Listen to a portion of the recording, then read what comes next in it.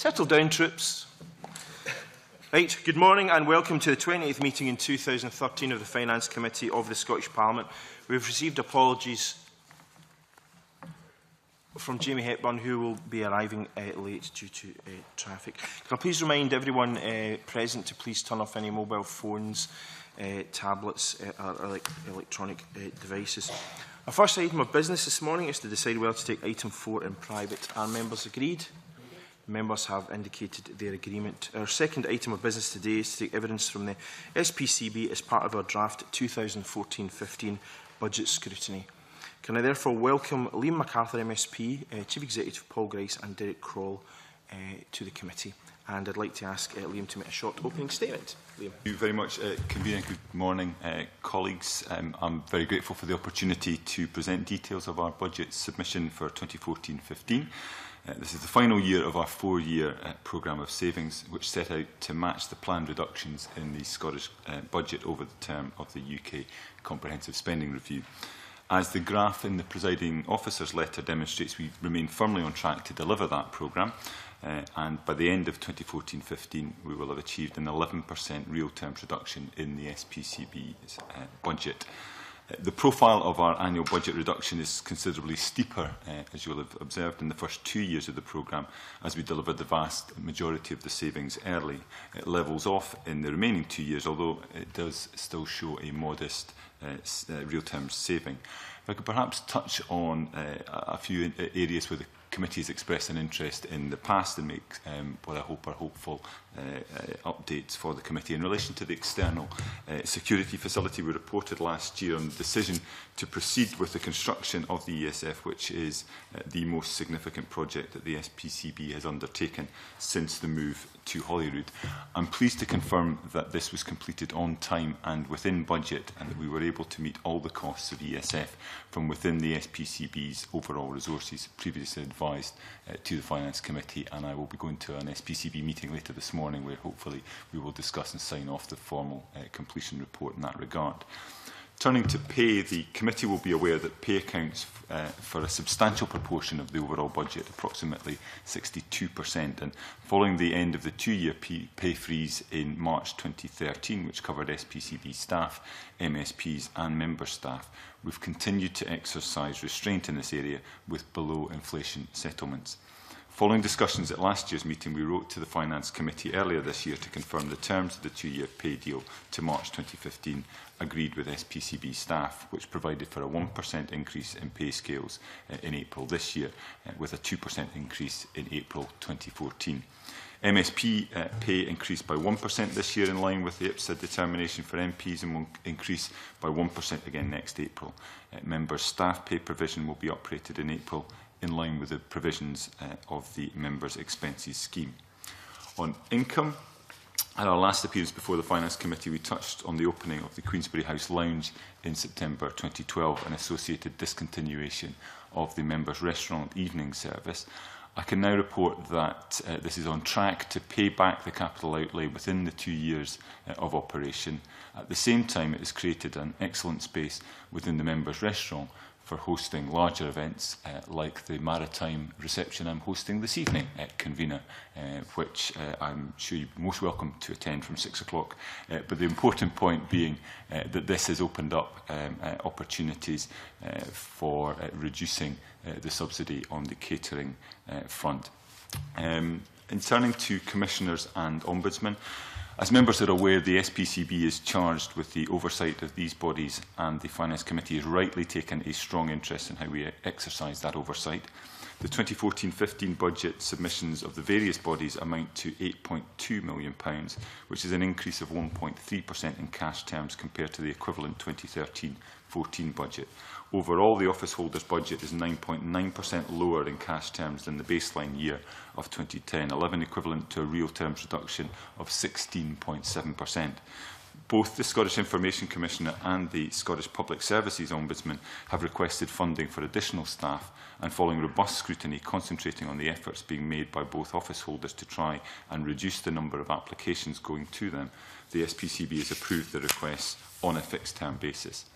Turning to office holder accommodation, I advised the committee last year that we were working with office holders to effect savings through a reduction in the number of properties in Edinburgh, and we were hopeful that we could co-locate a number of offices on the government estate near Haymarket.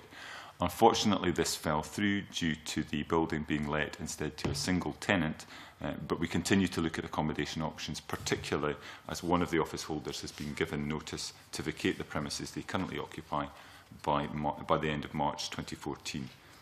Finally, can I place on record the corporate body's appreciation of the work done by the Chief Executive and Derek Kroll and his team in preparing the SPCB's 2014-15 budget submission. That concludes my opening remarks. I hope I've managed to convey a sense of the approach we've taken to the budget for 2014-15 and the years that follow, and address some of the issues that the committee has taken a particular interest over recent years. My colleagues and I will be more than happy to answer any questions, though, that you have. Thank you very much, Liam, and I'm pleased that Jamie has also now joined us. As is normal in such circumstances, I'll start with some brief opening questions, and then I'll open up the session to colleagues around the table. Liam, you touched on the significant reduction of 11% over about the last 4 years, and how some 10.8% of that was actually achieved by 2012-2013. For 2014-15, that will be about 11%. I'm just wondering if there's any scope for further savings, given that that appears to have levelled out now, or does the SPCB feel that any further savings would be detrimental to the good working of the Parliament? I think that's an issue we've been wrestling with quite a bit, certainly over the last year in particular. I think the decision to implement the savings early on was absolutely the right one. It followed a pretty comprehensive review of across services in the Parliament, and I think we felt the corporate body felt confident in being able to make those early reductions. But it was felt that on the back of that, there would need to be a period where we ensured that those changes bedded in and that there wasn't a disruption to the services provided to MSPs and to other building users as well. So while I don't think we feel as if that is our work done, we will continue to look at areas where we can bear down on costs where we can deliver efficiencies without disrupting the service, as I say, to members and other building users. But I think the profile of those savings was a deliberate attempt to get ahead of the game following the comprehensive review that was undertaken, but then to ensure that what we did was bed those changes in a way that, as I say, minimised any disruption to the workings of the Parliament at all. Okay, thank you. In paragraph 13 under contingency, you said, I quote, members will note that the budget provides for a contingency of £1 million, representing a 100% increase in the figure for 2013-14. This follows on from a reduction of 60% to £500,000 in 2013-14 from 2012-13. So it looks to me that the figures have therefore decreased from £1.25 million to £500,000, and then are going back up to £1 million. I mean, overall, over 2 years, that represents a 20% reduction. But I'm just wondering if you can talk us through the kind of thinking behind that as to why it's went down and is rebounding back up again. Yeah, I think those figures obviously do stand out. I mean, as you'll be aware, and the committee will be aware, in trying to take forward the proposals for the external security facility, which came on the back of clear and consistent advice from our security advisors. I think what we looked to do is make sure that we could accommodate that within the budget envelopes that had been set out to the committee, and that required us to look right across the field, and included within that was a decision to reduce the contingency down to £500,000, which was probably the minimum we would be comfortable sitting with. I think the million that's in there now is probably around the figure that is more standard that sort of provision. And therefore, I think what we're seeing is a return to the sort of position that has been borne out traditionally. So I don't think there was any additional risk last year by having the contingency at £500,000, but I think having it at £1 million is probably a more sensible accommodation. Okay. In terms of indicative forecasts for 2015-16, you say the SPCB proposal will deliver cumulative savings of 11.7% in real terms over the 5 years since the 2011 baseline, and incorporates a real terms reduction of 14.9% in the directly controllable costs of the Scottish Parliamentary Service. And you then go on to talk about the fact that challenges ahead remain considerable. I'm just wondering if you can talk us through what you see as some of these challenges. Well,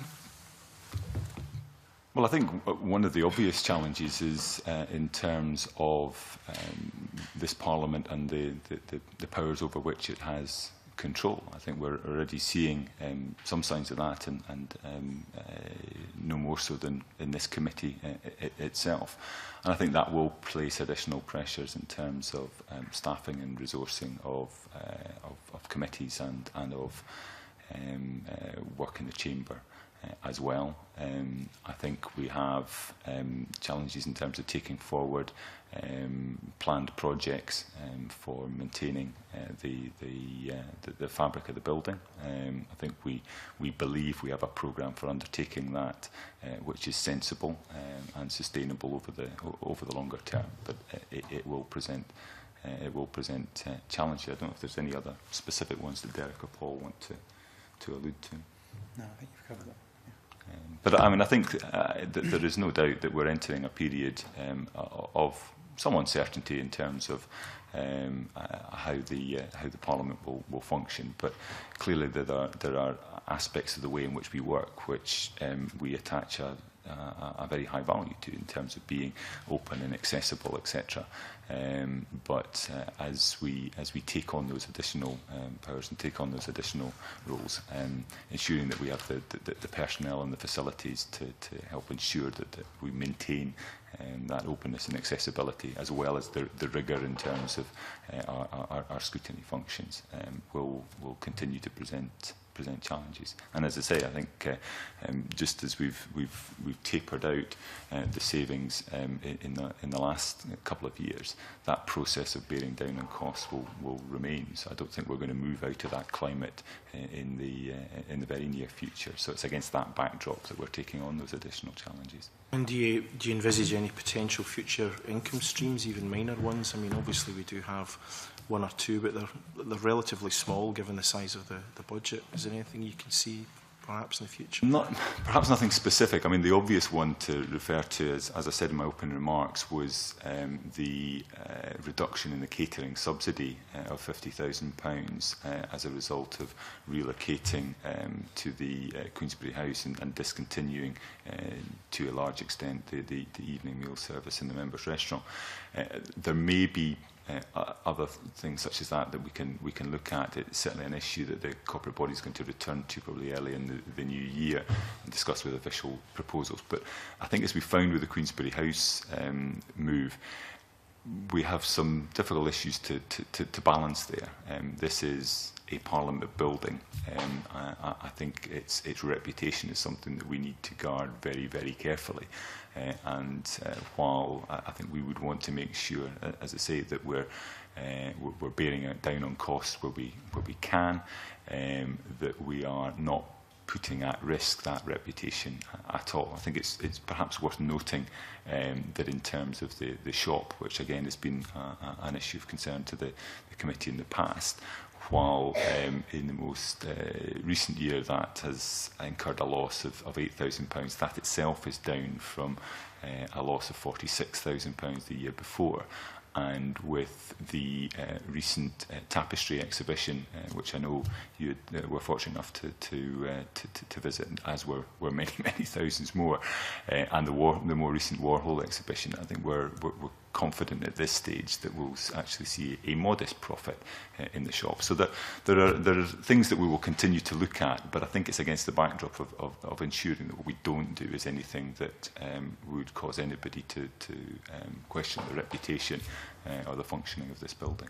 Okay, well, thank you very much for that. I'm now going to open out to colleagues around the table. A number have indicated they wish to ask some questions. The first will be Jamie, to be followed by Michael.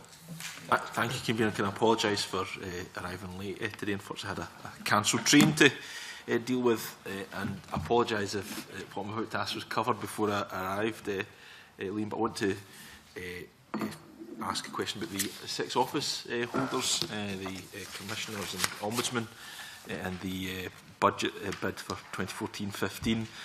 I think the first thing I would say, obviously, I recognise that all of the bids are below the approved baseline in 2010-11, so it's clear they're all playing a role in bearing down costs. But there seems to be quite a wide variation in terms of the bids, the change from this year to next. I see that the Ethical Standards Commission, for example, has got a 1.5% reduction in their budget, up to the Scottish Information Commissioners, which has got a 6.9% increase. And I'm just wondering if you can explain why there's this wide disparity between the different office holders.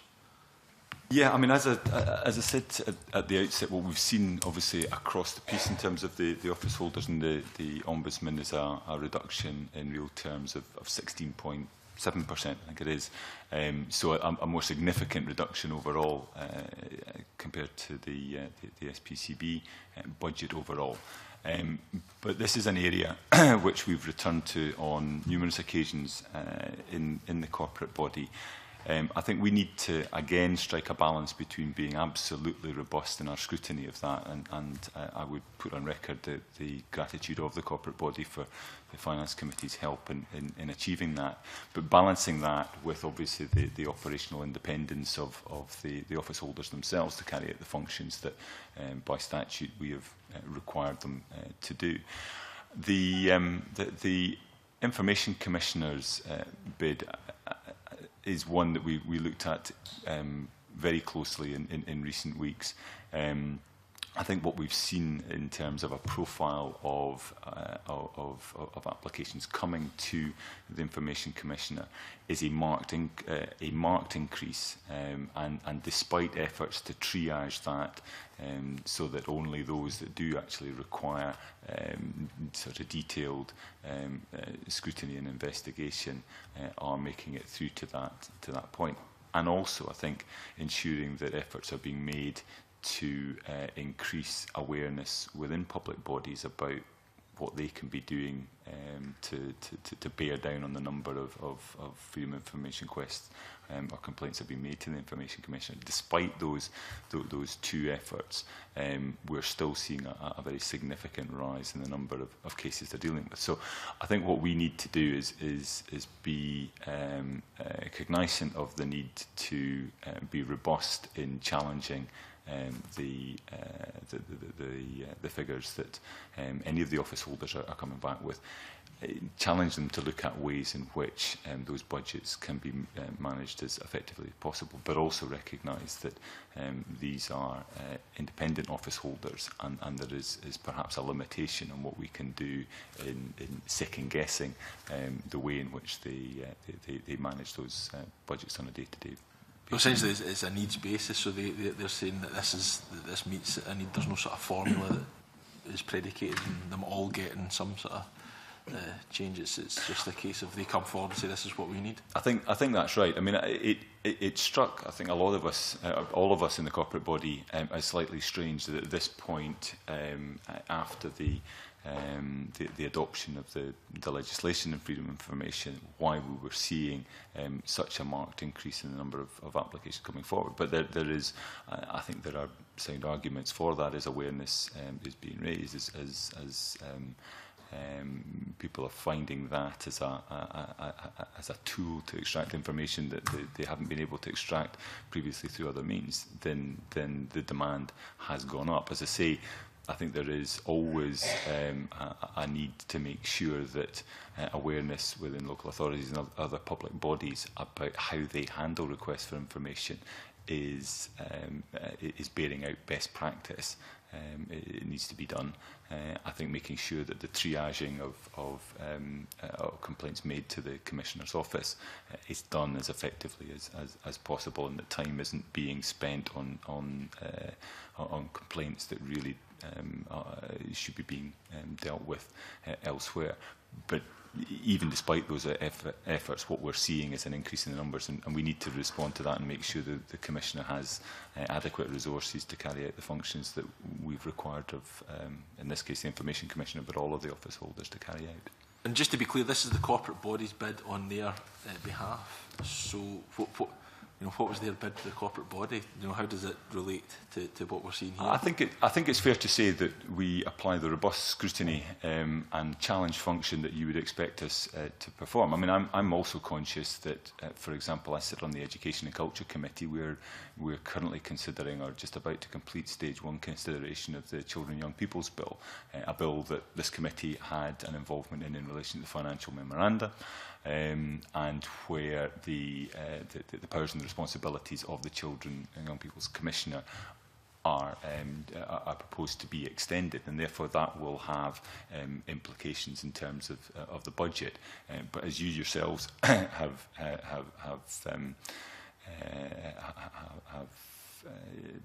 exercised your role in terms of scrutinising those, scrutinising those proposals for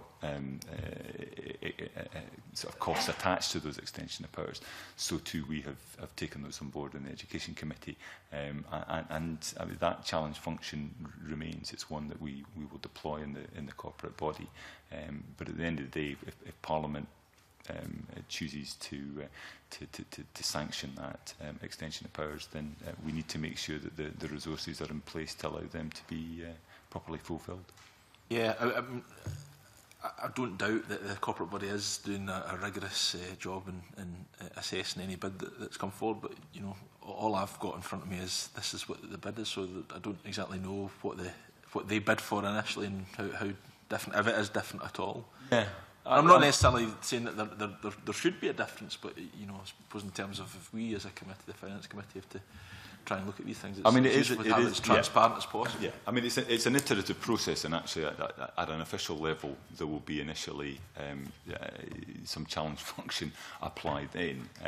I think in terms of talking through specific figures of what the initial bid was and what the final bid was, I'm going to be asked Paul to address those points. It wasn't, we didn't really do it that way. I actually made a preemptive pitch, if you like, to the office holders. I felt on the basis of the expectations of this committee and the corporate body, rather than just invite them to make a bid, I actually gave a very clear steer to them as to what we thought would be acceptable. So there isn't actually a number from them and then a response from us. What there was I thought a better way to do it was to give a clear sense of what I thought the corporate body would live with overall, which was very close to where we ended up, and then that negotiation. So that's distinct perhaps from previous years where there's been just a bid come in from the office holders. I felt it was appropriate to give them a very clear steer as to what I thought would be an acceptable bid from the corporate body. So that really, I think, explains the position we have. Okay, thank you. Okay, Michael, to be followed by John. Liam, you mentioned on a number of occasions the physical changes that have taken place to the building, and there's also been some organisational changes. I'm just wondering, could you give us an idea of the level of cost involved in doing equality impact assessments on those changes? Has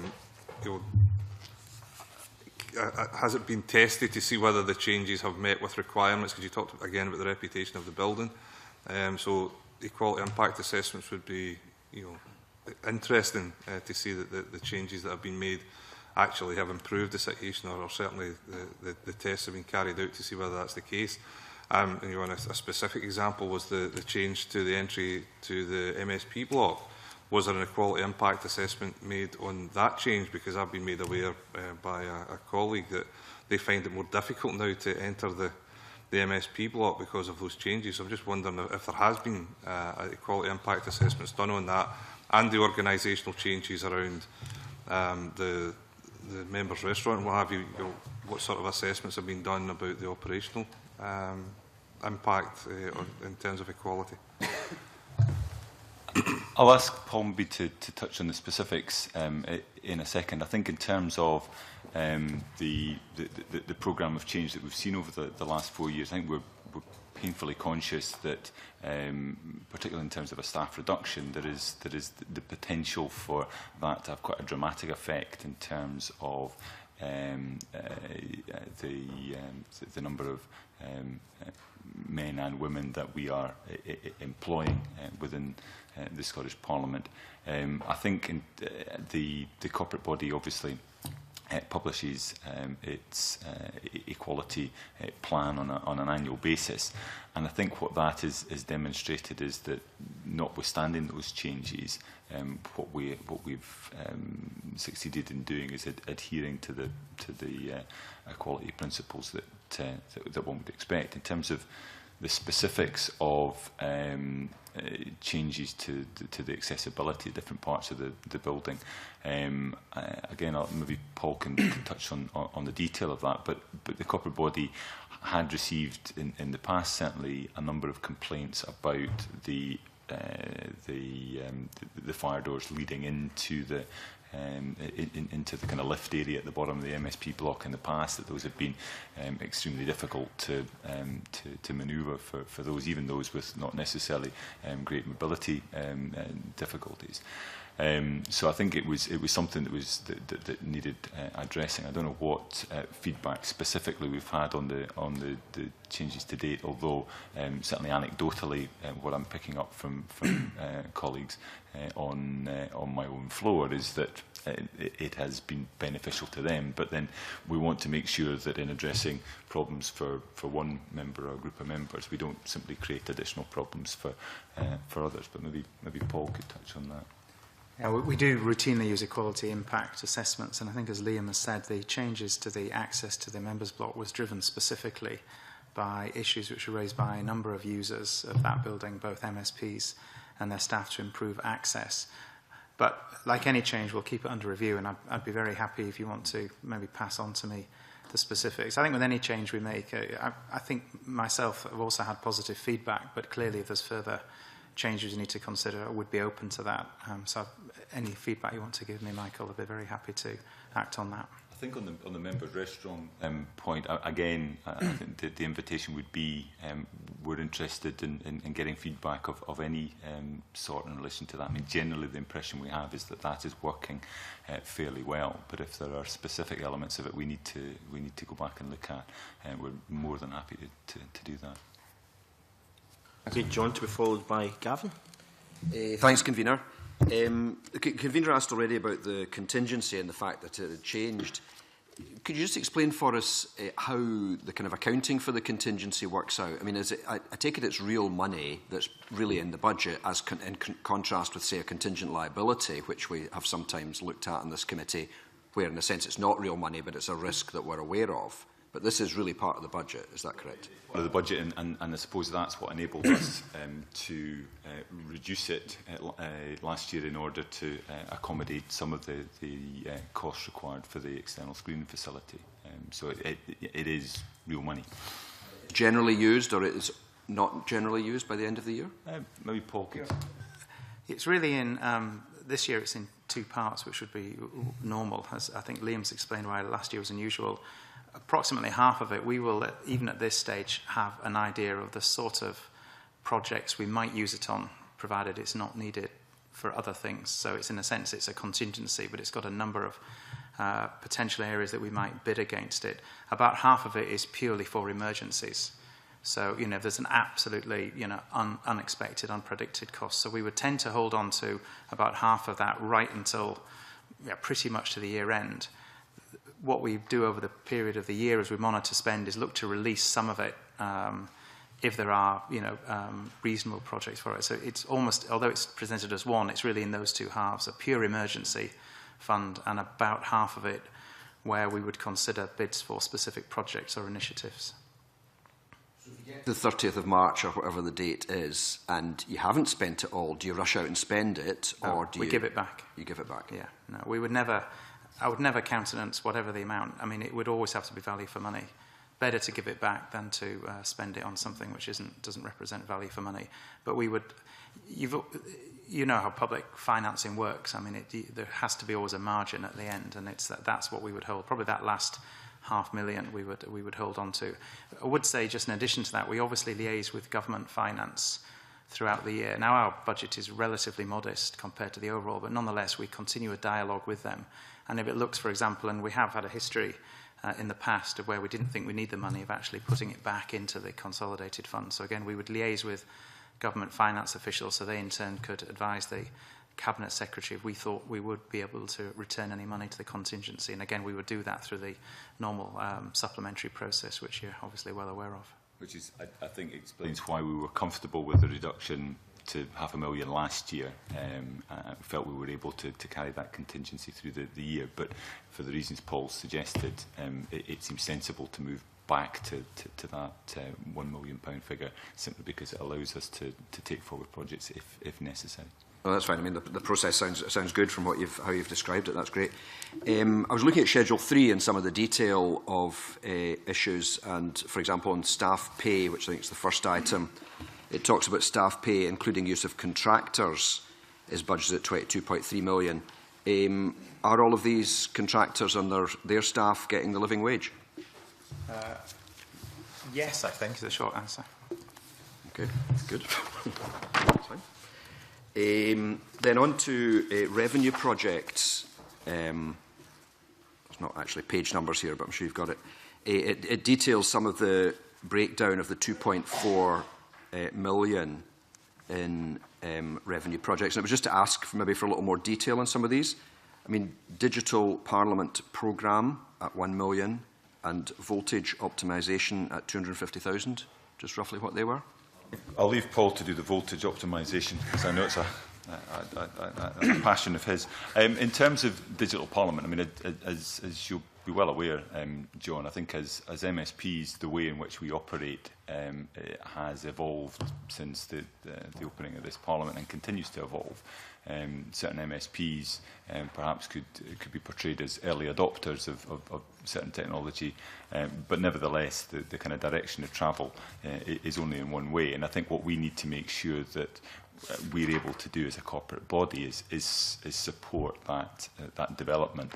And it's not just it's clearly not just MSPs who are demanding it for the sake of demanding it. I mean, this is the expectation that our constituents and other stakeholders have about the way in which they engage with the Parliament. So it seems to be prudent to make sure that we are keeping on top of that without necessarily, and we've seen this in the past, having a rate of churn in terms of IT refreshes, etc., which can be difficult for the overall function to accommodate and for MSPs sometimes to get to grips with. And so it's always a balance to make sure that we're providing the sort of support that MSPs and their staff need, but without running the risk of the whole thing kind of tipping over because we're placing too much pressure on it. So I think in terms of the Digital Parliament programme, that's trying to kind of spot where we're going in terms of an institution and how MSPs will operate and the public will engage with us. Of any kind of bit of that 1 million and what it's being spent on? Well, I mean, some of the work that's come under it previously been in relation to the use of iPads, for example, in committees that Parliament staff are using those to a far greater extent as well. There is a very fine DVD, I have to say, that I would thoroughly recommend to members, demonstrating, in a sense, or illustrating the sorts of ways in which MSPs could use technology to be on call and accessible almost 24 hours a day. Now you can take a view as to whether or not this is a good thing or a bad thing. But I think what we're seeing is that there are pressures that MSPs and their staff are putting upon themselves, and that there are expectations the public have, and what we're attempting to do through this strain of work is try to anticipate some of that and plan for it. Paul? Yeah, just add two things to that. A lot of this investment is actually to change the way we organise information and data in the Parliament. If you're going to truly exploit the sort of technologies that Liam talks about, you actually have to reorganise the whole kind of architecture of the way information is held, so that you don't essentially just digitise paper. That will give you some benefits, but actually if you really want to change completely, so for example, an example relevant to a committee, the way you produce reports, for example, if we want to really give you some more interesting options, combining different types of media, sound, pictures, as well as a written word, you've actually got to reorganise the way you do the data. So quite a lot of that spend is on, in a sense, behind-the-scenes stuff, as well as some of the hardware that Liam talked about. Another point I would say that I think this is one of the kind of remaining areas where we probably can, over the medium term, extract some more efficiencies. I mean, we still spend quite a bit of money on printing. So I think there's some potential efficiency savings down the line on this. I would hope to get some of that back. And it may be, when we appear before you next year, I'd be able to, give you more detail. That work is currently underway. I'm going to have to... You did try and ask the SPs to share printers, that you didn't get a good reaction, I think. That was an interesting discussion, and I decided occasionally a tactical retreat is the best. Okay, that's fine. Is the best one. But what I would say, I'm going to have to disappoint you on the voltage reduction. Can I drop you a note on that? It's the installation of new equipment. Oh, unless maybe Derek's going to ride to the rescue. This is a proposal that's around energy efficiency. It's basically a lot of electrical equipment doesn't require the voltage that it comes into the building at, so it would be effectively a piece of kit that would sit between the mains voltage and our equipment that steps down the voltage and reduces the amount of electricity. It's an area that we've looked at in the past, and we were struggling to justify the cost benefit, but actually the figures are looking much more optimistic now. You've made Derek's day by asking him. You realise that? I was just kind of jumped out at maybe. I'm sure that was a good answer, but I didn't understand it. Sorry. There's obviously an overlap between these items we've just been mentioning, revenue projects, and capital expenditure, which is 2 pages later, because it's also talking about IT, refresh and all that kind of thing.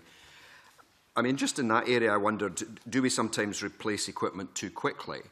Because I think, I think there was a suggestion or the rule that we've got to keep our BlackBerries for 2 years, that kind of thing. Well, I think that's probably too short. I mean, lots of equipment can last longer than that. Are there savings we could make in that area by making equipment last longer?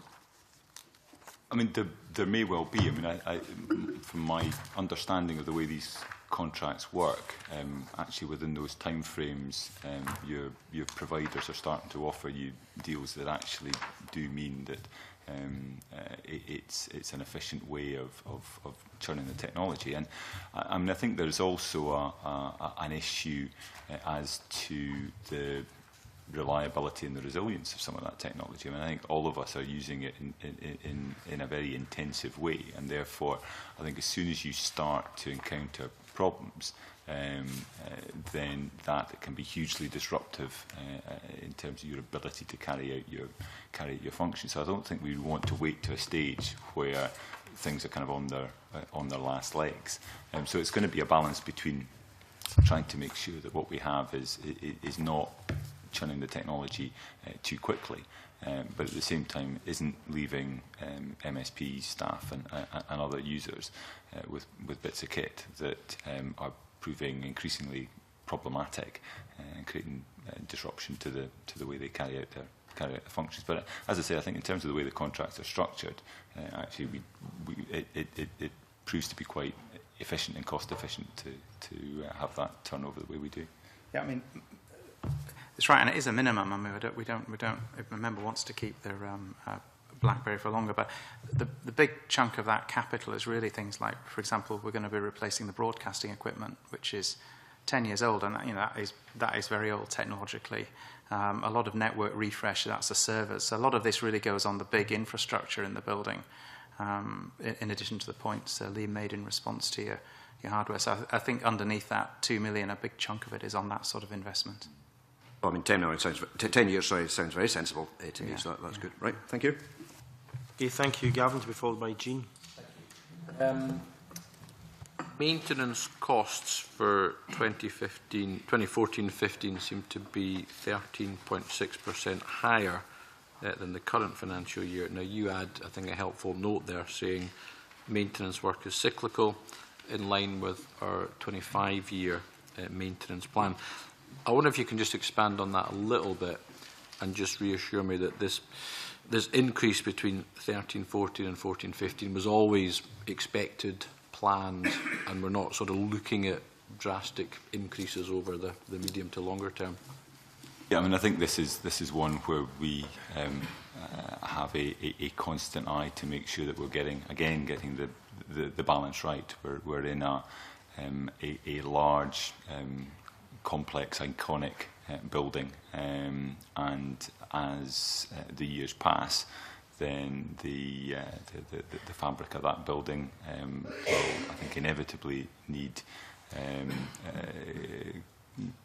sort of more regular attention, and therefore I think that's something that we can't really do anything about. I mean, we may make short-term savings from year to year, but the chances are that if we don't adhere to the 25-year maintenance programme that we've set out, that we're only storing up more significant problems in subsequent years. So I think what we've tried to do is, as I say, get that balance right, to get the planned routine maintenance carried out as per the 25-year plan, and make sure that the sort of larger, bigger ticket items are again being planned out in a sensible kind of time frame that avoids those sort of dramatic spikes when things kind of go wrong simply because that work hasn't been undertaken. Thank you. And another question was there's an increase in rates or business rates, or non-domestic rates, I should say, £223,000. Is that simply a consequence of the increase in the poundage for business rates? Principally, I mean, Derek can maybe answer. It is principally the slight increase also for the additional floor area covered by the external security facility. So there's about 60,000 of the increase is down to that. S would be the poundage. It's down to poundage, okay, yeah. Thanks. Okay, thank you. Thanks. If I could go back to the IT provision that you've made here, does any of that, are you thinking at all of widening access to the public through better IT services than we have at the moment? I mean, I'm thinking particularly, again, I've mentioned this before, that, you know, the UHI and the Highlands and Islands, it seems that there's really extraordinarily modern equipment being used and invested in, which I think we could do well to look at in terms of engaging with people not in the Central Belt, for example. I mean, I wonder if we're looking. I mean, the Reed Foundation at the moment's done a bit of research into people giving evidence at committees, for example, and the difference between people further afield being able to access that and to do that by video conference. And I know we do it occasionally from Europe, and today, in fact. But is that something that's in your sights or considered at all with upgrading the VC? I mean, absolutely. I think to some extent, as also the MSP for Orkney, I'm painfully aware that my constituents will have a great deal more difficulty in accessing this building physically than perhaps those of Lothian members. But I think we are seeing the development of that more and more by individual committees. I know the Finance Committee are taking evidence from Robert-Chote later on this morning. It's odd to be his warm-up artist, I have to say. But the Rural Affairs Committee that I was on in the last Parliament was taking evidence from Commission officials and from MEPs in the past. And I think what we'll see is greater use of that facility. I think the investment we're putting in terms of supporting the broadcasting, again, is not self-aggrandising. It's about making this building and what goes on in this building as widely as accessible as we possibly can. I think in terms of using video conferencing in other areas. I think they're clearly opportunities. They're not simply based on what we do here in this building, but obviously what facilities there are at the other end. I mean, UHI is a good example of where those facilities exist, but may not necessarily have been used as widely as they could be within the communities within which UHI is based. And that's probably not something necessarily the Scottish Parliament, the corporate body, can do a great deal about, but it's something that we can maybe help support in the future. And I think the work of outreach in this Parliament is something which we have done very well. It's something that we attach a huge amount of importance and value to, and where we can use technology to help support expansion of that, we certainly will. On the running costs in Schedule 3, there's reference made to the in-house service of the Business Exchange and Futures Forum. And I wonder, do they have different budgets that they work to, or do they have good ideas and are funded generally, or how does that work? Sure, they have good ideas, but in fact they do, having been involved with both, I know they do. But how that funding works, maybe Paul could... Yep, they both have a fixed budget, but both actually draw funding from elsewhere. So I think the Business Exchange also has members who part fund it. The Forum has a very small core funding from the Parliament, and all the rest of its funding comes from collaboration. So, for example, it's just done a major piece of work with the Goodison Group in Scotland. So they brought in the funding from that, and it works with various universities, Beltane, around. So that's how that funding model is. But they get a cash limit, and they've really got to then source funding from elsewhere to undertake particular projects. And just as a kind of, for example, the outside contracts that we might give, what kind of service would we be buying in? One of the key ones there is CGI, which is sort of provides specialist IT support, for example. That's an obvious type of contract we would use. So that's in the running cost as well. Okay. And finally, just on the schedule 4B that was here, there's under the Scottish Public Services Ombudsman, there's an income. What is the income for?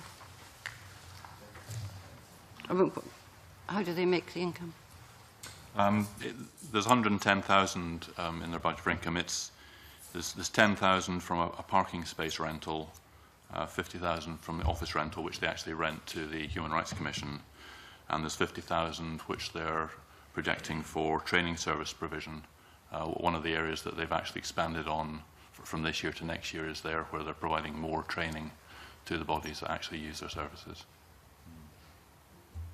And just finally, on the shop, I think I asked about this last year, but the shop figures, the income, that's just a net figure? It's money in, money out for goods? There's no other costs put against the retail? The income's the turnover figure, so it's just the sales. But we have, in Schedule 6, given a breakdown that shows the direct cost as well, so you can see what the net contribution is.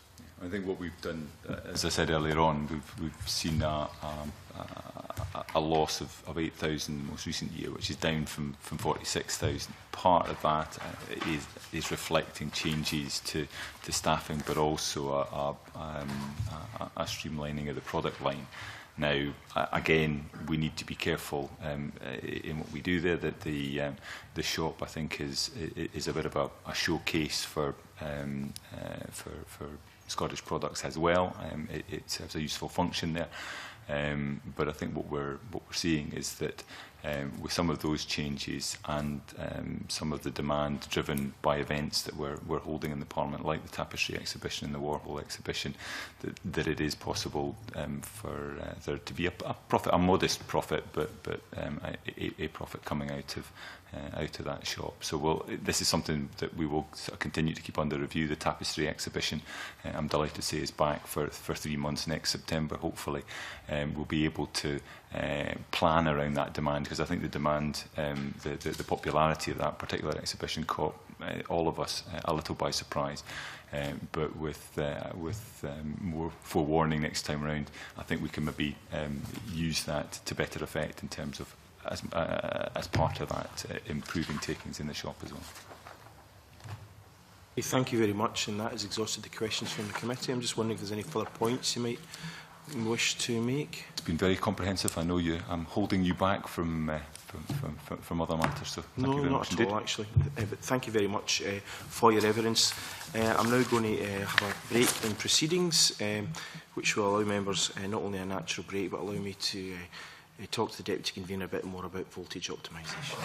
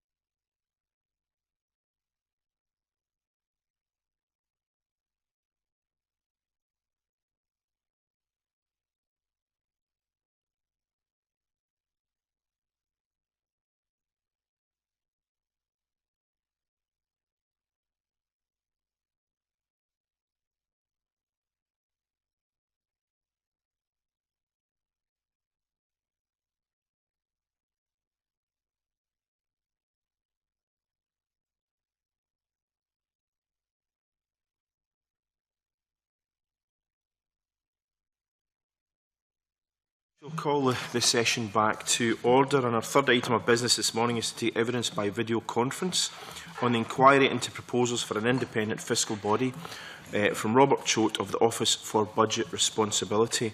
Can I therefore welcome Robert to today's session, and I'd also like to apologise to Robert for the the fact that the previous session actually overran considerably. And I thank him very much for his patience, not just in that, but also in terms of the technical difficulties. As committee members will be aware, and Robert is aware, we've not been able to zoom quite as close to him as we would like. So I'm afraid we won't be able to read your expressions, but we'll certainly be able to hear your voice, Robert. So I understand that you don't... Blow's no good.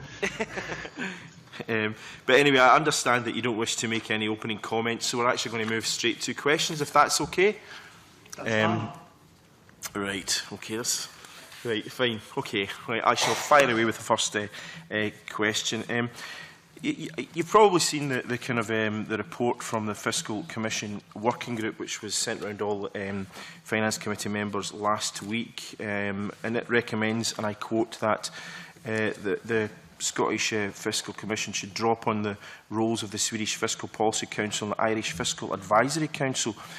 But in terms of the OBR, I'm just wondering if you actually looked to the examples of other countries, and did the UK government look at any international examples when the OBR was actually established? Yes, they did, and they had a period of consultation talking to people operating fiscal councils in other countries to look at the model. I think it's fair to say that the operating model, the structure and the role of these bodies does differ quite widely from country to country. And that reflects a number of factors, one of which it reflects the problem that the individual institution is designed to resolve.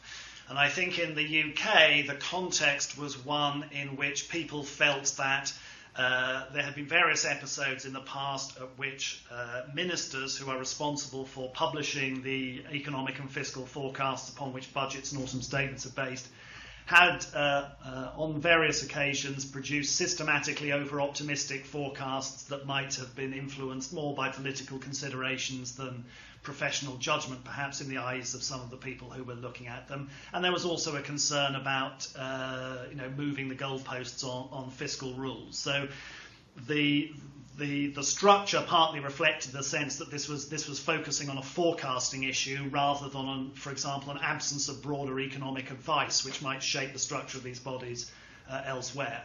I think another important issue was the fact that there was already in the UK the Institute for Fiscal Studies providing quite detailed scrutiny of the UK public finances on the basis of the publicly available information that the Treasury and others publish. So I think if you, for example, were to have created the Swedish model in the UK, an obvious question to say, well, basically, aren't you producing a taxpayer-funded version of the IFS rather than taking the debate forward any? Because in many ways, the Swedish model, which consists of academics not producing the forecast themselves, but scrutinising the published forecasts of the government, making comments on a wide range of public policy issues, labour market interventions, etc., is in some ways more similar to the IFS than it is to the OBR. And so what's particularly unusual in the UK context is the fact that the government has in effect contracted out to us the task of producing the forecasts which previously ministers were required by legislation to produce themselves. You haven't seen that happening in a lot of other countries, partly because I think in many of them the finance ministry would be extremely reluctant to have its fingers prized off the task of producing the official forecast. So I think it's important that the form of these bodies needs to reflect the function, it needs to reflect the problem they're designed to resolve, it needs to reflect the nature of the other institutions that are already taking an interest in that space. I mean, the OECD do say that models from abroad should not be artificially copied or imposed, so I think you've emphasised that very strongly there. The Fiscal Commission Working Group's report emphasises the need for the Scottish Fiscal Commission to have skilled technical staff positioned at arm's length from both Government and Parliament. It also states that the most fundamental feature of any effective Fiscal Commission is its independence. And I'm just wondering how important you believe the perception of independence from Government is, and what you believe the perception of the OBR's independence from Government is. I believe it's absolutely central to the functioning of these bodies. The whole aim of these bodies, particularly in the nature of the forecast that we're producing, is that people should believe that we are producing them on the basis of our best professional judgment and not on the basis of politically motivated wishful thinking. Now, that is not to say that everybody is going to agree with the particular forecasts you put out. The nature of economics, the nature of fiscal forecasting is that there are bound to be differences of view on that, but that you hope that people can trust in your integrity and in terms of producing that. Now, in terms of showing and demonstrating independence, there are formal ways to try to do that. The way the legislation is set up, for example, the way that you appoint and remove members of the Fiscal Council, that's important too. But I think absolutely crucial is transparency. And transparency in two senses. Transparency about the process, about the nature of our interactions with officials and with politicians, and transparency about the outputs.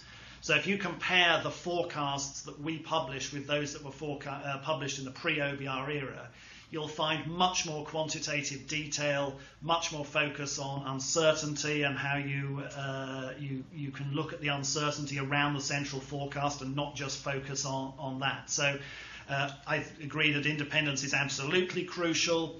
Formal mechanisms to establish independence are great and welcome, but at the end of the day, you establish a reputation for independence by the way you do the job you've been given to do. But you shouldn't ever expect that everybody outside is going to agree with everything you say.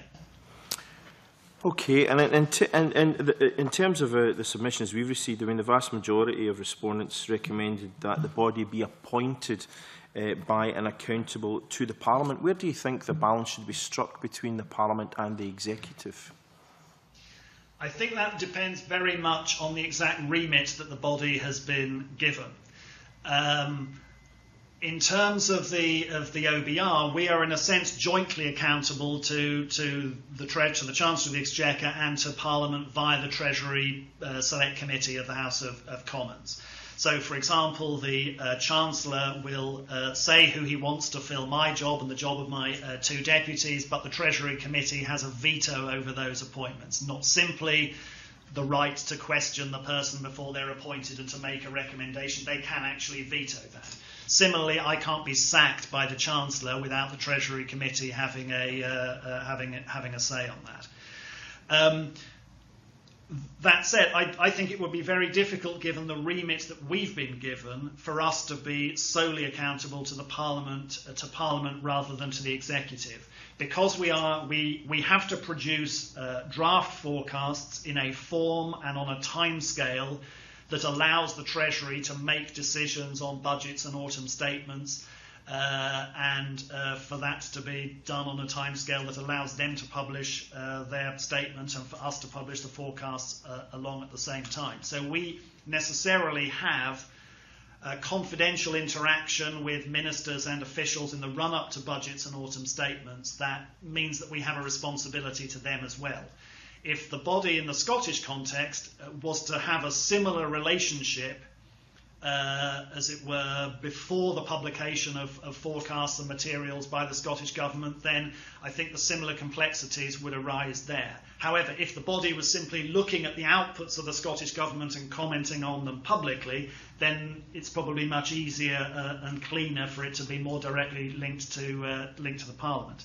The only other point I make on this is if you look at international experience, one of the arguments for making a body accountable to a Parliament rather than having a link with the Executive is that provides an additional safeguard of independence.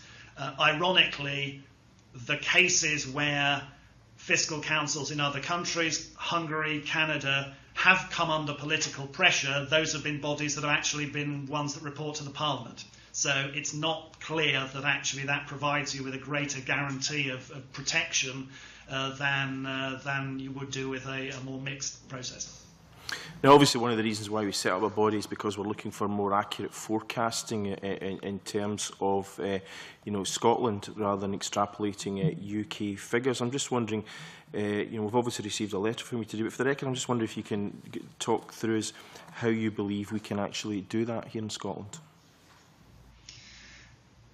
On the specific forecasts of the potentially devolved taxes, or more broadly? Yes, indeed, particularly, specifically because obviously one of the issues that we've had has been some of the OBR's projections in terms of SRIT, land buildings transaction tax derived from SDLT, etc. So specifically on the devolved taxes.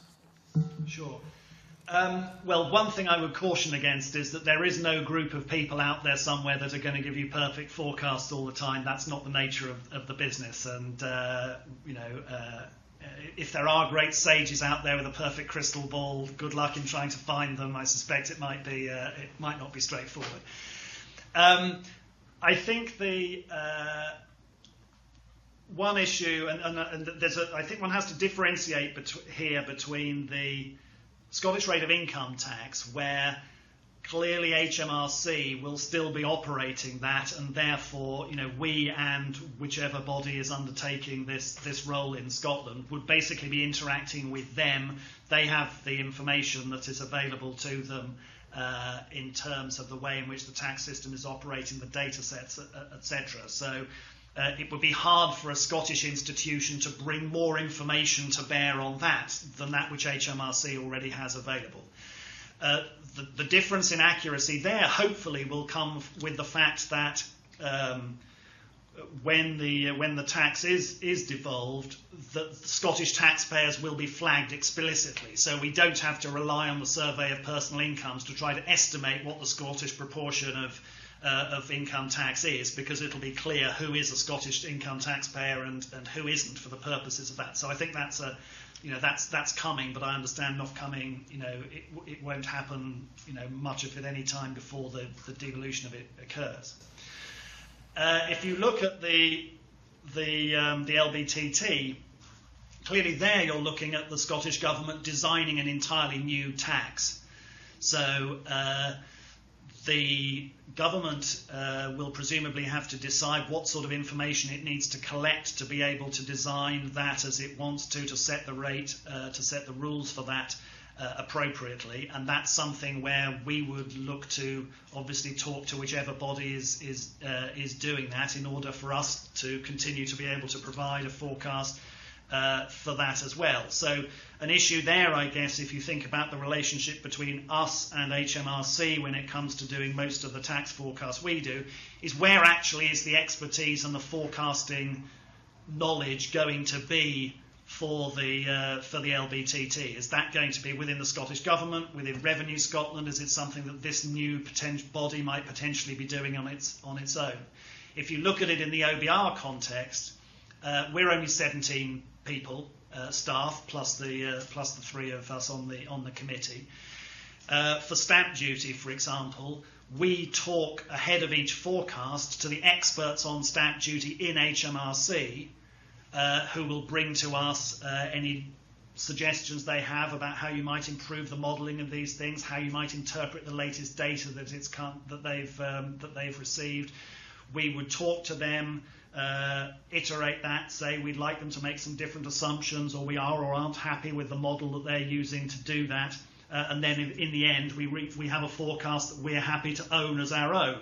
That said, the expertise and the turning of the handle is actually done within HMRC. So back to your earlier question, and a crucial issue in the design of this Scottish institution is where is the expertise going to lie on that Scottish design, Scottish administered tax, and what should the relationship with this body be with either Revenue Scotland or the bit of the Scottish Government that's actually doing that. So I think it's a different story between the different taxes notably the one that will still basically be run UK-wide and one which is very Scottish-specific.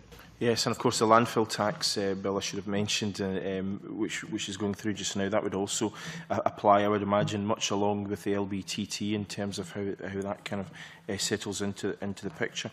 Now that the OBR has been going for some years now, I'm just wondering how your forecasting has begun to diverge from the Treasury's own forecasting. What are the kind of key differentials in terms of the forecasting within both organisations? In terms of the relative accuracy, I mean, you can compare the size of the errors we make in forecasts of the budget deficit, of receipts and of spending, for example, as a share of GDP, and compare those with the average size of the errors that you saw under the pre-OBR era when these were chancellorial forecasts. For what it's worth, the errors in our forecasts are somewhat smaller on average than the ones that were in the pre-OBR era, but I don't think that that's necessarily comparing like with like. I don't think you could draw from that conclusion that we're better at the job than the previous forecasts were anyway, any more than if the opposite was true, you would say it's a worse job. You're not necessarily comparing comparable periods of time. In terms of the mechanics of how the forecasting is done, I don't think there are enormous differences. Obviously, as the Treasury is no longer publishing a forecast of its own, it's hard to judge whether they would have moved off in a different direction or whether they would be producing different forecasts from the ones that we do. The Treasury obviously uses the economic model. They're giving the Chancellor advice on policy on an ongoing basis, so they might be looking at scenarios, etc. But we don't see that material, so I don't know whether the Treasury has forecasts or would have forecasts that look very different. They're not publishing them in the same way. But the idea that you can suddenly reinvent the science of forecasting, that's been a big set of methodological changes, I wouldn't make that argument. Okay, and I noticed in the letter you sent to us, you pointed out the difficulties in making forecasting reliant on data, such as, for example, that the estimate for 2011-12 will be available only after your December 2013 forecast and will be incorporated into your March 2014 forecast. Is there any possibility that kind of time lag could be reduced at all? Do you think that's something, or do you think you're going to have to live with that kind of lag in the months and years ahead? Well, I think we have to live with it, but we only have to live with it up until the point at which you have Scottish taxpayers flagged specifically. So, I mean, I think this is the problem at this stage of having to rely on the survey of personal incomes as being the way of identifying the Scottish share. In the longer term, that becomes easier to do because people will be specifically flagged. Okay. Thank you very much. I'm going to widen the session out now to colleagues around the table, Robert. And the first person to ask questions will be Jamie Hepburn, to be followed by Michael McMahon. Jamie. Thank you, Convener, and good morning, Mr. Chote. Can I pick up on the issue you touched on in your exchange with the Convener there, and certainly in the paper that the OBR's provided in response to our call for evidence? You've emphasised the importance that there will be in terms of any independent fiscal body that the Scottish Government sets up in terms of its ability to access what you call information and the analytical capacity from HMRC. I get the impression from your paper and what you said, you consider that to be pretty vital for the effective working of any independent fiscal body. Is that the case? That's absolutely the case, and as I say, as you rightly point out, it's both an issue of data and an issue of analytical capacity. Obviously, there is some data that is publicly available and that you have access to. You don't need any specific rights of access to that. But coming back to the discussion I was having with the Convener about the model of the way in which we interact with the experts in HMRC who are producing the data on particular taxes, having access to that analytical capacity is absolutely crucial. If you look at the much larger fiscal councils that are producing much more work in-house, then you're talking, in say the Netherlands or the United States or Korea, 100, 200, 300 staff, and that's not the model that we have here. So if you are going to produce a forecast yourself, you do need to have the access to that analytical capacity. It's a slightly different story if, rather than producing the forecast yourself, the Scottish Government or Revenue Scotland or whoever it might be were publishing the forecast and then you were trying to scrutinise it from outside, which is the sort of job I was doing at the Institute for Fiscal Studies before I did this one. In that case, there are some taxes where the publicly available information gets you most of the way there to be able to judge whether that's a sensible forecast or not. So on things like value-added tax, the publicly available information and the sort of models that academics can construct allows you to make a pretty good second guess at that without having any additional access to information.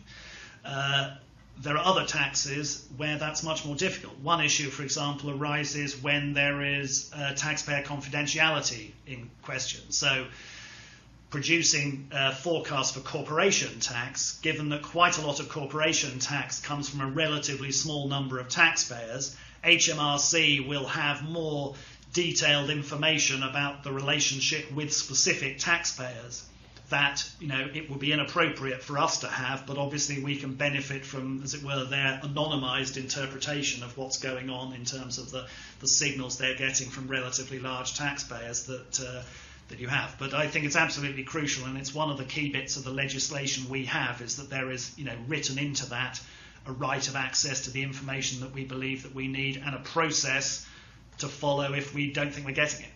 But it's very helpful that is how you've ended that answer, because I wanted to turn to that, because you do say in your evidence you set out that it's the power set out in the Budget Responsibility and National Audit Act 2011 that gives the OBR these rights, and you've preempted my question, because from everything you say, it sounds like you have a very good working relationship with HMRC, and you've not necessarily said that there's been any problems encountered in accessing information, but obviously there's a potential for that, and I think I just caught you right in saying that it sets out the steps you can take if they were not forthcoming with the information you required. Can you talk us through that? Yes. The detail of that isn't set out in the legislation per se, as you describe and as you read out. The legislation gives us that right. In terms of setting up and agreeing a process for the exchange of information, and of course, given the model we have, is that the government needs some information from us as well. So there's a two-way street of rights and responsibilities here. And the way in which we've approached that is basically to agree a published memorandum of understanding between ourselves and the largest departments with which we have most interaction over the forecast, which is obviously HMRC for most of the tax issues, Department for Work and Pensions on most of the welfare spending issues, and the Treasury as well. We don't actually rely a great deal on the Treasury's data or analytical capacity, but more from them on the details of the policies that are being thought about for particular budgets or autumn statements. So as part of that memorandum of understanding, we have a committee, for example, which looks at the forecasting process with all those bodies represented on it, a committee which looks at the way in which we're dealing in each forecast with newly announced policy measures. And so that would be an initial forum at which we would raise concerns if we felt we weren't getting what we needed. The process can then escalate ultimately to basically be between me and the permanent secretary of the department concerned. In practice, of course, the ultimate deterrent is that if I really felt that I was being stymied or not given the information I need, I'd pop up on the news and say so loudly and publicly. Indeed, I mean, obviously you've created a memorandum of understanding with the departments, but essentially your legal right emanates. It's a point of law that you are entitled to this information, and I suppose that begets the question: should any independent fiscal body that is set up by this Parliament have similar powers, similar statutory powers? I think it should do, and as I say, it's particularly important in an environment where this body is actually tasked with producing the forecast rather than simply commenting on a forecast that is produced by the Scottish Government or some other agency of the government. I think the access to, in that world, you still need access to the sort of information which tells you how that body has actually reached the forecast that it has. So, you know, that right of access to capacity, that right of access to data is still important there, but it's important in spades if you're actually having to produce the forecast yourself and sign it off yourself rather than commenting on a forecast that's produced by another organ of government. I'm not sure if you'll feel able to comment on this, but I'll ask the question unless clearly you've set out and you've said very strongly that it will be important for any independent fiscal body to have access to information from the HMRC and that this should be set out in statute. But is there might be a problem for us because obviously the Scottish Parliament doesn't have legislative competence over the HMRC. Do you think that could be a problem for us here? Yeah, I'm not an expert on that. I think that reinforces to me the fact that the importance of the Memorandum of Understanding, which I think HMRC does have a Memorandum of Understanding already covering some of these sort of areas, but with a new body created, then I think it would be important to think in the round about the rights and responsibilities that everybody has there. And there would be a particular issue, of course, if this body wished to produce a forecast for the devolved taxes that was based on a completely different view of how the economy might evolve, then obviously you need the analytical capacity to get, you know, HMRC to say, well, what would the SRIT produce under this alternative economic scenario? So there's clearly a debate about you know, the amount of additional capacity that you might need to call upon, but being as clear as you could about that in the Memorandum of Understanding would seem to be very sensible. That's really very helpful, Mr. Chote. One final question, if I may, Convener. It's on a slightly different issue, Mr. Chote. In your submission, you set out that for your part, the OBR will continue to need to incorporate forecasts for the devolved taxes in its own forecasts for the UK public finances, but these may not need to be as detailed and disaggregated as those that the Scottish Government might desire. You talked a little about that in your exchange with the Convener. I just wonder if you could talk a little further about that, what you mean when you say they might not need to be as detailed and disaggregated as those as the Scottish Government may desire. What did you mean by that? Well, it was a question really of the fact that you know, we need aggregate estimates of the 3 or 4 taxes that are under discussion here to include in our forecasts. But obviously, we're looking at, you know, in the longer term, once these things have been devolved, at their materiality for the UK public finances, which is what we've been created to set up and look at.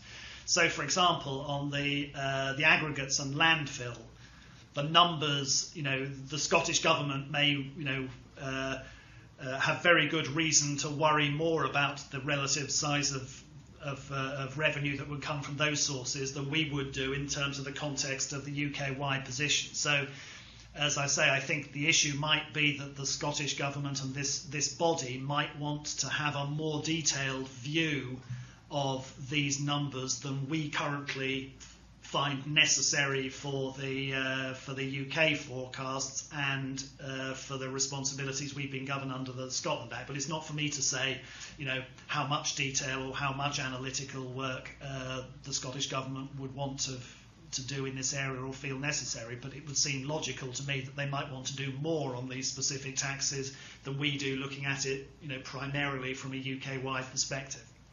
Thank you very much. Thank you, Jamie. Michael to be followed by John. Mr. Chote, thanks very much for your information so far. Some of the debate that's gone on and the evidence that we've received is around the role and remit of an independent body, and there's some arguments that it should be purely technical, but in your submission you argue that there should be an advocacy role. As does the Slovakian Council for Budget Responsibility, that there should be an advocacy role which, you know, looks at what should happen as much as assessing and analysing what's going to happen. Can you give us an idea of the type of advocacy that you're currently involved in, if any, and what discussions you've had about developing an advocacy role? Well, we're very much at the end of the spectrum that doesn't have an advocacy role. By international standards, we are fairly tightly constrained to looking at the implications of the current government's current policies, not to talk about alternative policies that the current or a future government might wish to implement, and certainly not to recommend those things. Similarly, on individual tax measures, for example, that might be announced, or spending measures that might be announced, it's explicitly laid down that it is not for us to say whether those are intrinsically a good or bad idea, tempting though it frequently is to offer views sometimes on those things. But that is, as I say, a sort of Simon Wren-Lewis, the Oxford academic, has described as a sort of most extreme example of positive analysis, in the sense that we are very much confined to that, to providing positive analysis rather than normative policy recommendations. If you were to look at a body like the Swedish office, I think they would be much more inclined to do a report looking, for example, at interventions in the labour market and saying whether they're sensible and recommending ways in which they could be better or not. So, and that really is it is a decision that needs to be taken by the government in question when it is being set up. I think, again, in the UK context, one of the reasons why one might be pretty happy with a narrowly focused remit for the OBR is that we already have the Institute for Fiscal Studies, which is talking quite a lot about the merits of particular. So I used to do a lot more of that in the 8 years before I was doing this job, when we would say the government has announced a new tax and it's really good, or it's daft for the following 3 reasons. For making recommendations as to how the tax system might operate more effectively. The challenge, obviously, is that some people would fear that the more the body is seen as in an advocacy role, and therefore ending up taking sides in what may be, quite contentious debates amongst the parties in the Parliament, for example, that might undermine the perception of their independence as regards the day-to-day work of looking at the particular tax revenue streams and judging whether the forecasts are appropriate or not. So I think having independent analysis and commentary on the wisdom of particular tax decisions is a beneficial thing. I thought the IFS did a valuable role in doing that and still does. It's a slightly separate question as to whether you want the official fiscal watchdog to play that role or whether it should have a slightly more confined remit. Yeah, the other evidence we've had would suggest that if you do have that advocacy role, if you like, that you then, if not actually create a political entity, you give the impression of having brought that organisation into the political arena.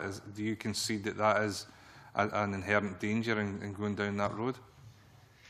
It's a danger. I think the IFS, over many years, we obviously commented a lot on the wisdom or otherwise of particular policies.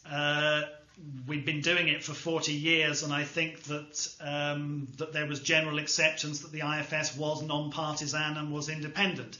You're helped by the fact that no political party has the monopoly of wisdom or folly, and so if you're commenting on people's policies, you tend to annoy everybody some of the time. Clearly, for a newly created body, putting it into that sort of quite contested arena is more problematic, and it's one of the reasons I think why the OBR was given such a focused remit to start with, is that you don't want to hamstring a newly created body by throwing it straight into a very politically contested area, partly because there were other people to do that anyway, and partly because it would have distracted attention from building credibility in the core function. Yep. Another issue that was raised by Audit Scotland was on the amount of work that a body would undertake. And I think their concern was that if it was not narrowly defined, but if it was restricted in the amount of work that it could do, that would actually hinder the ability to attract the necessary talent to be credible. If you like, that there had to be, as they say, a critical mass of work which would enable the organisation to attract the quality and standard of those who would give it credibility. Do you have any views on that? I can see that concern, although we have a relatively tightly defined mandate, clearly the one that we do have involves a lot of substantive and important and interesting work, producing a complete set of macroeconomic forecasts and a complete set of fiscal forecasts. If you were creating a body whose function was simply to scrutinise somebody else's published estimates of the likely revenue stream for the 4 devolved taxes, that might seem a less attractive role for somebody to want to do than something which had a broader scope. Again, it comes back partly to this issue about what would the remit of this new body be, and how would it mesh with whoever actually had the expertise in the particular taxes under consideration in the of the devolved taxes in Revenue Scotland and the Scottish Government. Clearly, if it had a broader role, and you might want it to comment, for example, on North Sea receipts, which is not something that's clearly a devolved issue, but something of great interest, and people might want to talk about that, then clearly you could give it a greater breadth of responsibility than the relatively narrow one which I think the Cabinet Secretary was referring to as in regards to the particular devolved taxes that was focusing on. So I can certainly see the force of that argument. Okay, thanks very much. Okay, Deputy Convener, to be followed by Malcolm. Thanks, Convener. I think just really a couple of points I wanted to raise. We've mentioned both transparency, and I think you and others have said that that's extremely important to have transparency, but we've also mentioned confidentiality, which I think is mainly between yourselves and the government, or that I could be corrected in that if there's other groups you have a confidential relationship with, well, maybe HMRC. Is there a conflict at times between the transparency and the confidentiality? I don't think so. Some people would argue that is the case. The former head of the Swedish Fiscal Council did say that he felt that the sort of relationship we had with ministers and officials in the run-ups to budgets and autumn statements was a very severe barrier to genuine independence. How could you be genuinely independent when we have a private conversation about policies that are under development? My response to that would be, well, if we didn't have that sort of relationship and we weren't playing that sort of role, I'm not sure we would be adding very much to the sort of work that the Institute for Fiscal Studies does already. So there is that trade-off. If you're really going to try to add value in the context of the role we've been given, then that sort of interaction has to take place for you to do more than is possible to do just on the basis of publicly available information. I think if you have that sort of relationship, the key point is to be as transparent as you can about the nature of it. So, for example, on our website, we post a list of any substantive interactions we have with the Chancellor, his private office or his special advisors. It's clear when we've provided the particular draft forecasts and when we heard from the Treasury final decisions on budget policy measures, for example, and we're as transparent as we possibly can be about that. Obviously, we have to respect the confidentiality of a relationship in which the government comes to us, some weeks ahead of the budget and says, this is the list of measures that we are thinking of announcing in this budget. So obviously, it's not for us to share publicly information which will only be made and is appropriately only made public when it's announced to Parliament. But of course, there will be some of those policy measures which drop off the list before we get to the day itself. So the government might be thinking of doing a particular measure and then decide for some reason or another not to do it at the tail end. Now, clearly, it would be wholly inappropriate for us to rush out and do TV interviews and say, you'll never guess what they were thinking of 3 weeks ago. I don't think that would be an appropriate way to act either. So I think we do have to respect that. And similarly, I would expect the Treasury to respect the confidentiality of, for example, the draft forecasts which we provide them in the run-up to these statements. Those are all work in progress. The final view that we've taken is the one that appears on the published day. And if you're going to have a sensible working relationship and one in which you can develop the forecast progressively over time, you would expect them to respect the confidentiality of that as well. Okay, thanks very much. That was very helpful. And the other area I wanted to touch on was the whole idea, the concept of being able to communicate directly with the general public. And you suggested earlier on that that would be a kind of threat you would have if data was not being provided by a particular government department, the Treasury or whatever. I mean, is that the main area where that power comes in?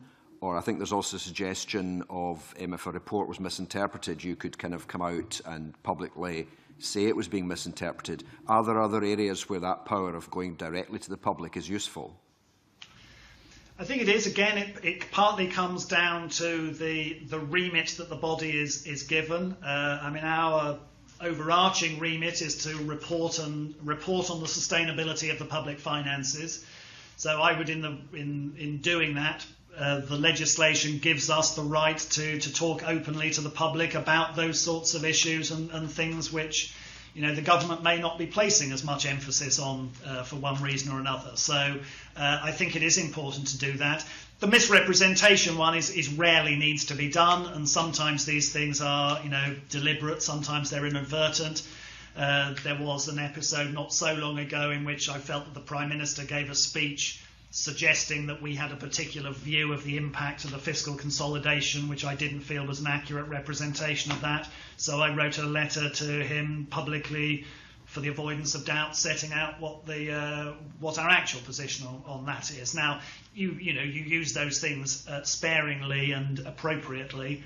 You don't want to be out sort of intervening in the public debate every day, but occasionally there is a time when you just have to go out and say those sorts of things, and the organisation needs to have a right to do that. Thanks very much. Okay, thanks, John. Malcolm, followed by Gavin. I think one of the main things the public will be interested in is to ensure that the body is genuinely independent. And in response to the consultation, as you know, most respondents thought accountability to Parliament would be the best way of achieving that, although your examples from other countries in that regard were extremely interesting.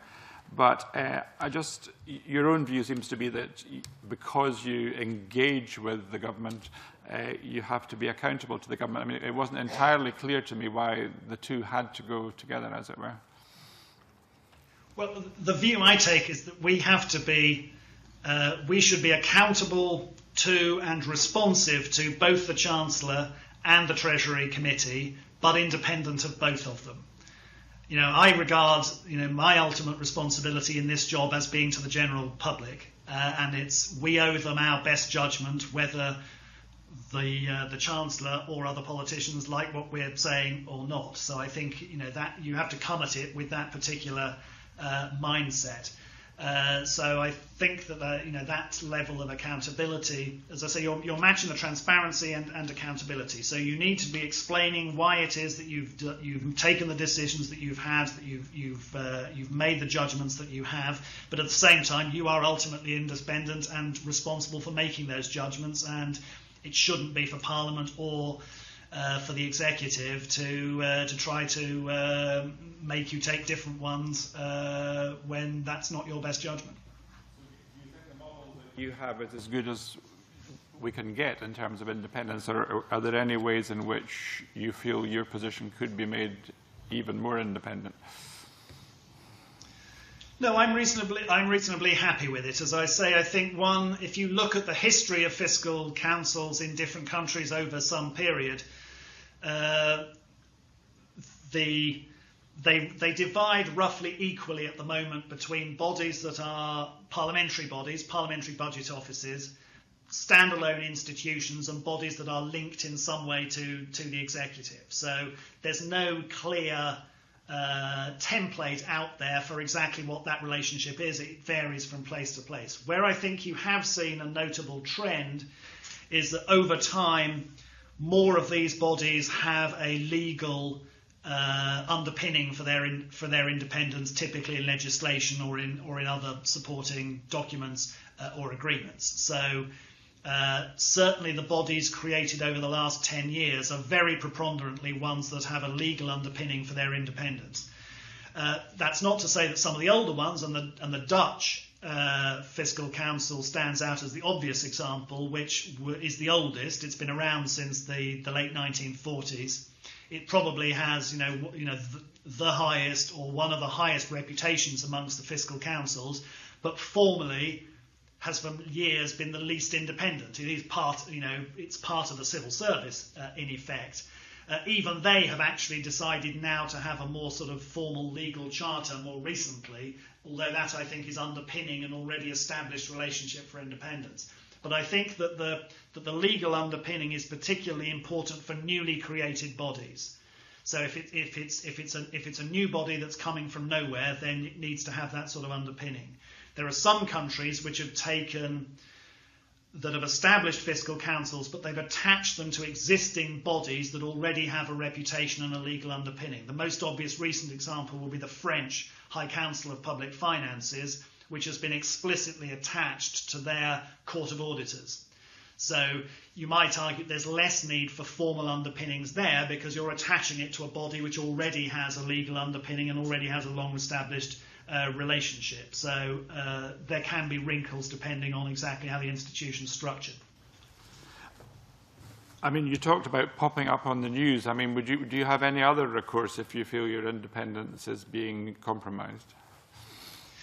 Well, obviously, contact with the Treasury Committee. I mean, if we were under any pressure as regards the specific functions we have under the Scotland Act, I would come to this committee and say that I was unhappy with the way things were going. So there's a direct parliamentary route there. We also have non-executive directors of the institution, and if we had a serious concern about the behaviour of the politicians, then we might talk to them as a sort of sounding board, and they could act as a conduit for concerns. But I think that the knowledge that you would be public about any concerns, either directly to the public via the media or via the relevant parliamentary committee, is a pretty powerful deterrent against misbehaviour. Last point on this. I mean, you may not want to comment on this because obviously the Labour Party has proposed this, but I suppose the public might think it was a good idea at election time if you had a role in actually costing and analysing parties' proposals. Now, as I say, you probably don't want to comment on it, but could I just ask you a factual question? What would have to happen for you to be able to do that? Would that be at the discretion of the government or the Treasury Committee, or would the legislation have to change, or how would that work?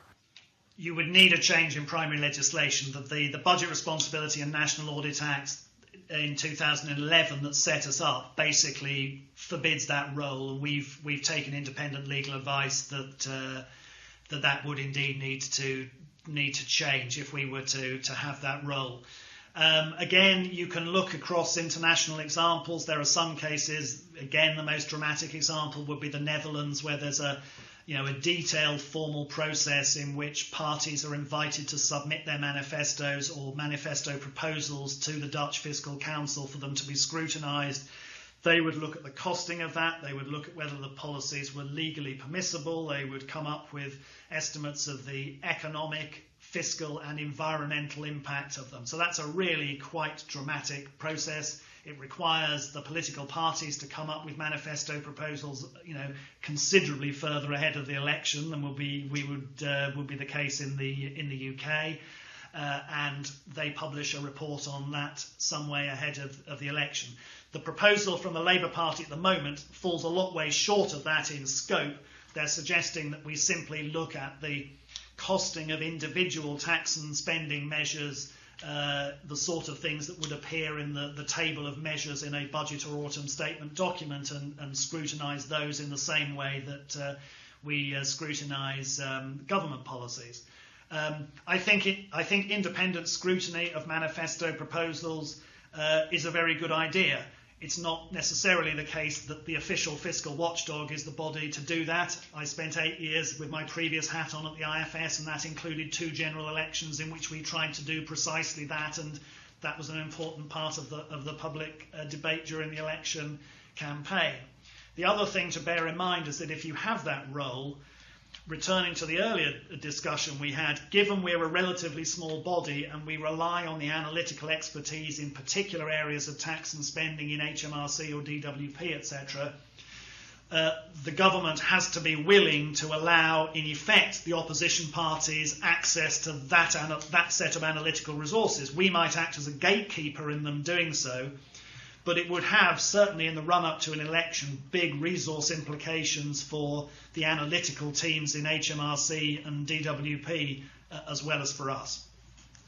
If I could just ask one final question on something different. In section 4 of your submission, you refer to the second choice is whether you wish revenue forecast to be based on the same economic determinants and so on. It's really just to capture the significance of that in terms of the economic determinants. I mean, could this potentially lead to big differences? Is it the number of economic determinants? It's just some insight into what you have in mind in that section.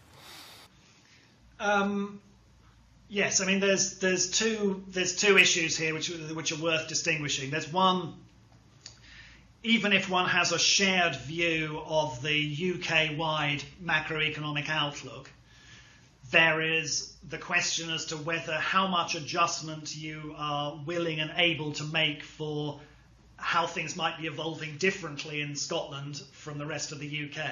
So a good example would be, if you're thinking about what you're going to get from stamp duty, you would come up with an estimate of movements in house prices and transactions for the UK as a whole.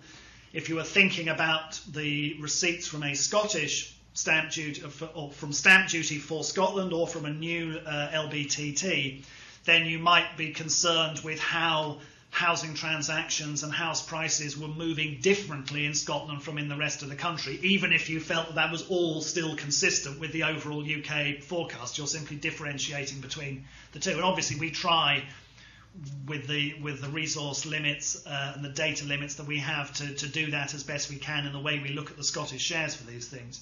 The alternative thing is that maybe the Scottish government would simply want to take a different view. They might think that we are overestimating the speed of the economic recovery, underestimating it, the extent of rebalancing, etc. And would the government, or would this new agency, wish to produce its central forecast based on that alternative view? That ultimately is an issue for them. At the end of the day, we would still have to produce forecasts ourselves for those things on the basis of our macro forecast, because we're required to do that in our responsibility to generate, our core forecast for the UK. But it's another reason why this body might want a greater deal of granularity in the data to look at different economic determinants for the purposes of testing how robust those forecasts are, that wouldn't be worth the same time and effort from us in terms of their materiality to the UK picture as a whole. Thank you, that's very helpful. Okay, Gavin, to be followed by Jean. Thank you. I suspect the answer to my first question might be no. But is there such a thing as an optimal size for an independent fiscal body? No, I think it depends very much on the role that it's been given. If you look at the big ones, the Congressional Budget Office in the United States being the classic example, which is 230 people or thereabouts, that reflects the fact that they have to respond to requests for costing particular policies from members of both houses and members of both parties within the House. And they have a much broader area of analytical work on public services, for example, which we don't. So, at the end of the day, form has to follow function. So I managed to forecast your answer correctly there, which I'm pleased about. But can you just reiterate what, in terms of the size of the OBR, in terms of staff and number of people and so on, can you just, for the record, reiterate that? Sure. Basically, we have myself and my two deputies are the Budget Responsibility Committee, and we basically are responsible for ultimately signing off on the views that the OBR expresses.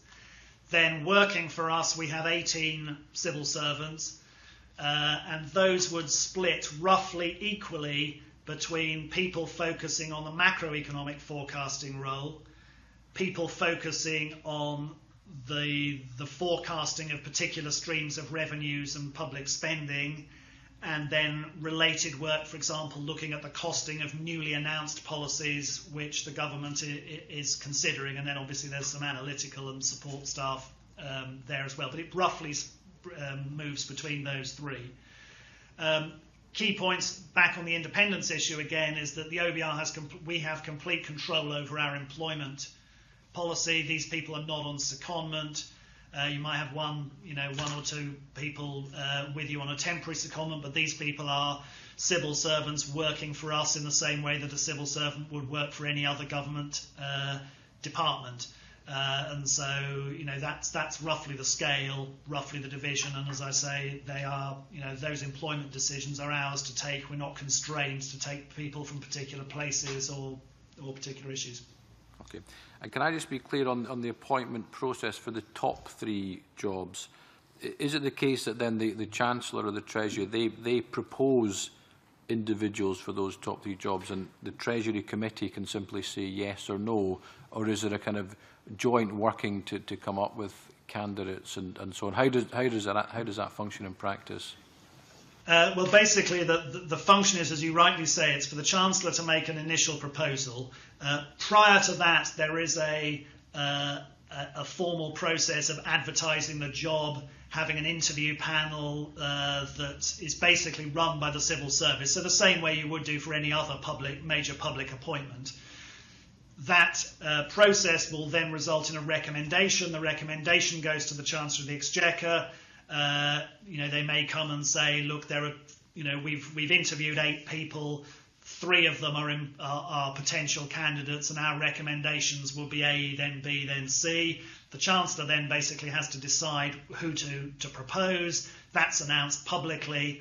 You then have a confirmation hearing, a pre-appointment hearing with the Treasury Committee. So we would, much as we're having today, they would talk about your, professional competence, independence, etc. And then the committee at the end of that process says, yes, we agree with this appointment, or no, we don't.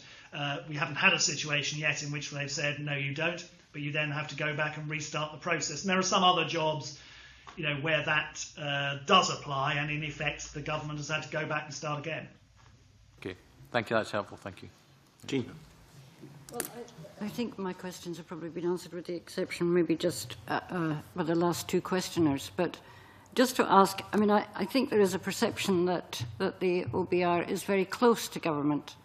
Do you think that there's if you were setting up a different body, are there different things that you might do, is part of the question? And also, in the interest of clarity, what relationship do you feel that you have with the public, other than correcting something on News at 10 or whatever? Is there any other relationship or connection with the public? And how do you gather local knowledge in order to make... or do you never get out of the office, I guess is what I'm saying. No, I do get out of the office. No, the relationship with the public is obviously, given the nature of the material we're producing, there's quite wide interest in that from a whole variety of stakeholders. So all the analytical material that we produce is obviously all available on the website. We hold press conferences to launch the particular reports that we do, so there will often be quite a bit of media coverage of that.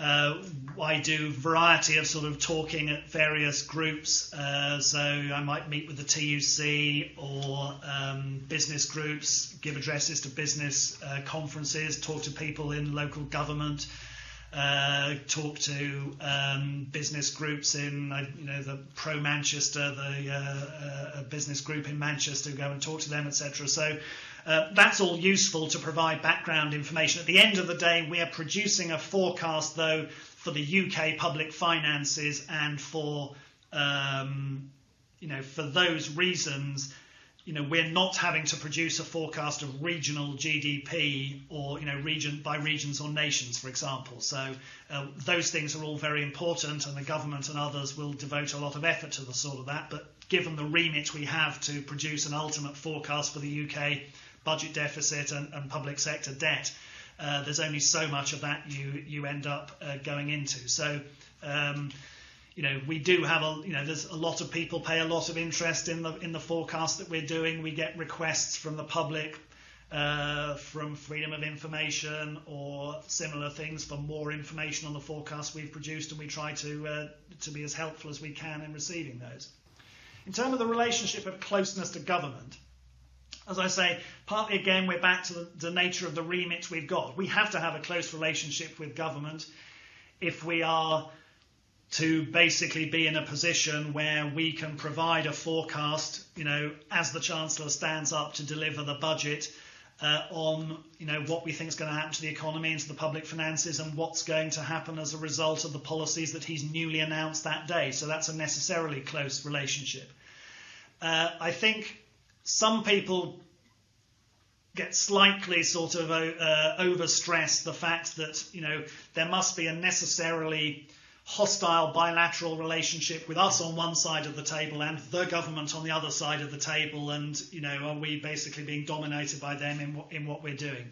It's important to bear in mind that even in those confidential conversations, we're talking to multiple government departments and other agencies and bodies. We're talking both to people on the political side and on the official side, and anybody who's been in that sort of world knows that not all those people have the same preferences and the same views at the same time. So the idea that there's some monolithic body called the government on the other side of the table with whom we're having to spar rather underestimates the complexity of that relationship.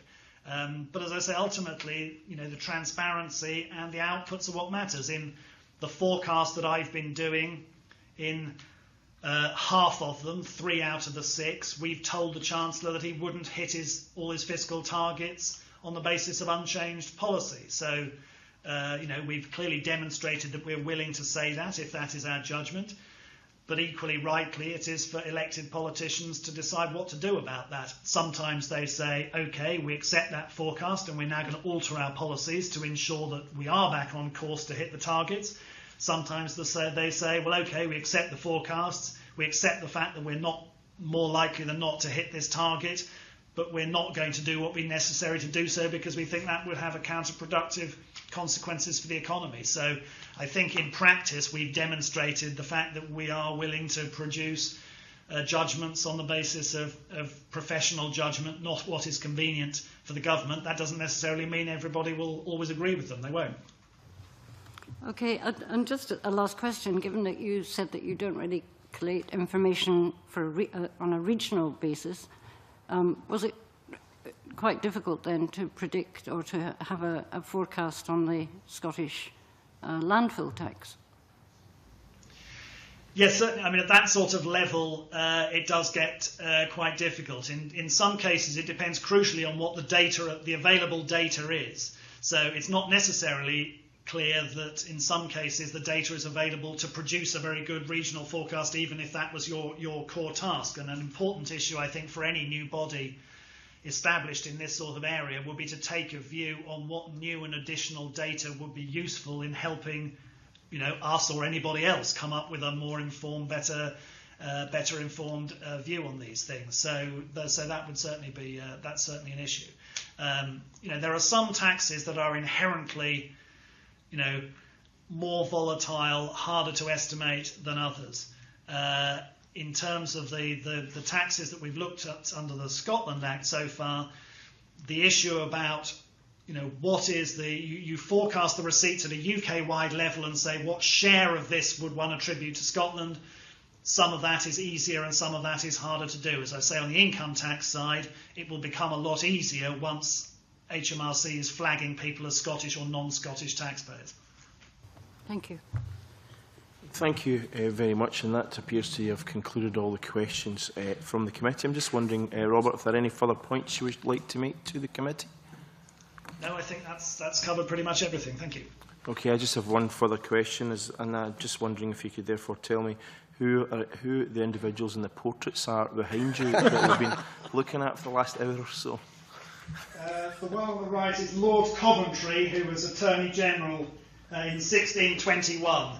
This entire building is filled with portraits of former solicitors and attorneys general back to the 13th century. I just have a postcard of my one predecessor. Right, okay. Right, I won't explore who the other person is, but once again, on behalf of the Finance Committee, I'd like to thank you for your responses, and I once again apologise for the kind of technical difficulties and the delay at the beginning of the session. So thank you very much once again. I'm now going to call a brief recess to allow the public and the official report to leave, as we're now going into private session as agreed at the beginning of the meeting. Thank you.